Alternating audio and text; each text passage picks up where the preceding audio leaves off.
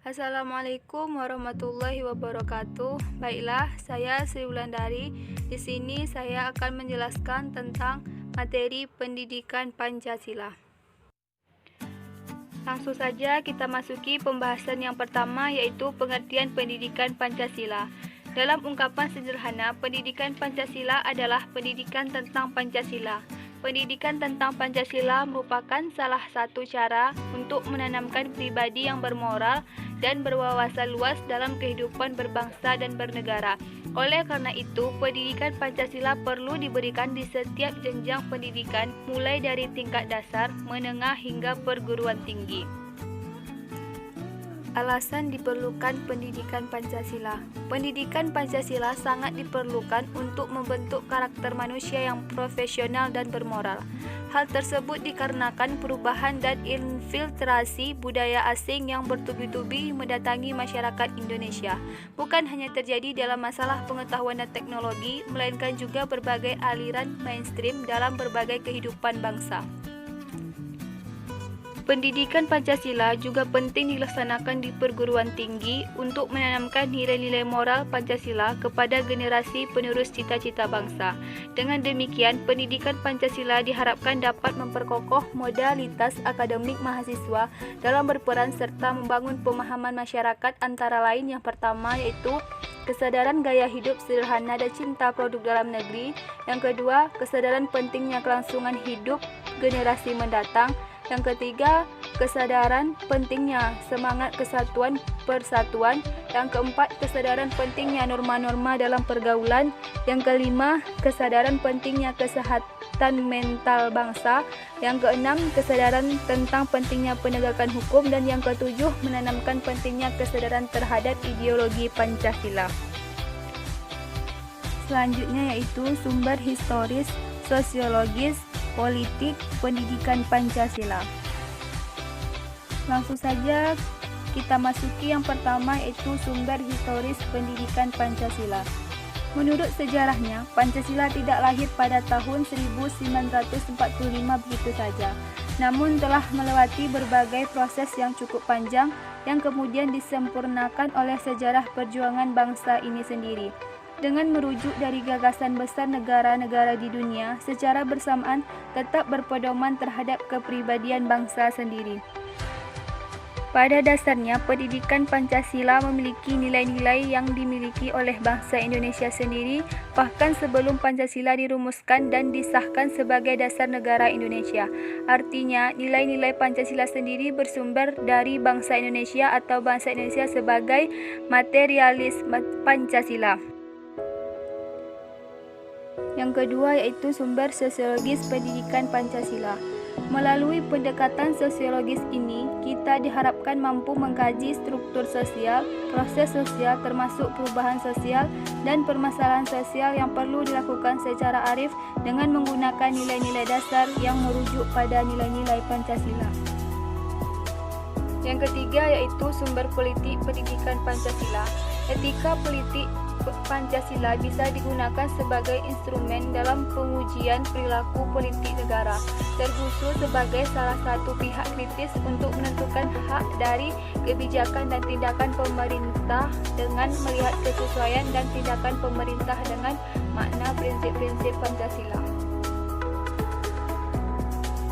Selanjutnya, menelusuri konsep dan urgensi Pancasila dalam arus sejarah bangsa Indonesia.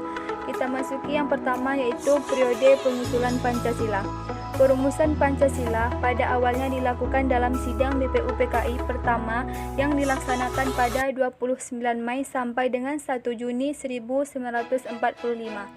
BPUPKI dibentuk oleh pemerintah pendudukan Jepang pada 29 April 1945 dengan jumlah anggota 60 orang. Badan ini diketuai oleh Dr. Rajiman Widyo Nidingrat yang didampingi oleh dua orang ketua muda, yaitu Raden Panji Suroso dan Inji Bangsae, berasal dari orang Jepang. PUPKI dilantik oleh Letjen Kuma Kichi Harada, Panglima Tentara ke-16 Jepang di Jakarta pada 28 Mei 1945. Sehari setelah dilantik, 29 Mei 1945, dimulailah sidang yang pertama dengan materi pokok pembicaraan calon dasar negara. Pengusulan dasar negara dalam sidang BPUPKI adalah Insinyur Soekarno yang berpidato pada 1 Juni 1945.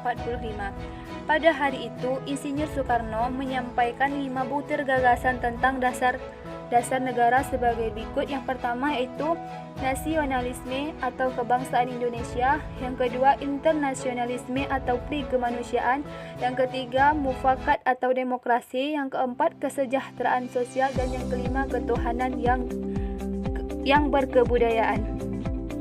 Yang kedua yaitu periode perumusan Pancasila.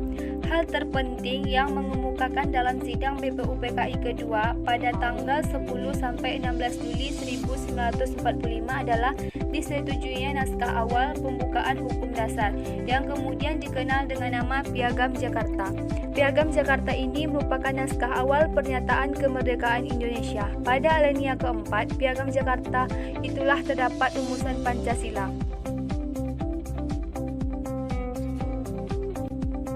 Yang ketiga yaitu periode pengesahan Pancasila. Sehari setelah proklamasi kemerdekaan Indonesia, yakni tanggal 18 Agustus 1945, PPKI bersidang untuk menentukan dan menegaskan posisi bangsa Indonesia dari semula bangsa terjajah hingga menjadi bangsa yang merdeka. Adapun putusan-putusan penting yang dihasilkan mencakup banyak hal. Salah satunya adalah perumusan Pancasila sebagai berikut. 1. Ketuhanan yang Maha Esa. 2. Kemanusiaan yang adil dan beradab. 3. Persatuan Indonesia. 4. Kerakyatan yang dipimpin oleh hikmat kebijaksanaan dalam permusyawaratan perwakilan. 5. Keadilan sosial bagi seluruh rakyat Indonesia. Pancasila sebagai ideologi negara. Ideologi merupakan gabungan dari bahasa Yunani, idios, dan logos yang berarti tujuan atau cita-cita, sudut pandang, pemikiran, dan pengetahuan.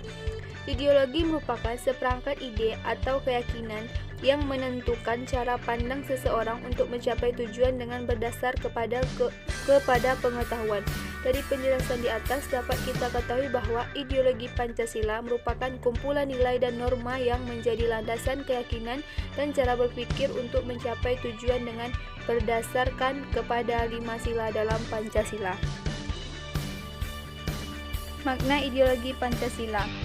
Setelah memahami pengertian dari ideologi, kita perlu mengetahui bahwa Pancasila sebagai ideologi nasional bangsa Indonesia juga memiliki makna sebagai berikut. Yang pertama, nilai-nilai yang terkandung dalam Pancasila menjadi cita-cita yang hendak dicapai menjadi pedoman hidup dalam penyelenggaraan bernegara. Yang kedua, Pancasila disepakati bersama dan digunakan sebagai prinsip yang dipegang teguh dan menjadi sarana pemersatu bangsa Indonesia. Nilai-nilai ideologi Pancasila. Pancasila memiliki 5 sila yang memiliki nilai ketuhanan, kemanusiaan, persatuan, kerakyatan, dan keadilan. Nilai-nilai ini menjadi dasar untuk hidup berbangsa dan bernegara. Nilai-nilai tersebut adalah nilai yang bersifat objektif dan yang bersifat subjektif. Adapun nilai-nilai Pancasila yang memiliki sifat objektif berarti yang pertama yaitu rumusan dari sila Pancasila memiliki makna yang paling dalam.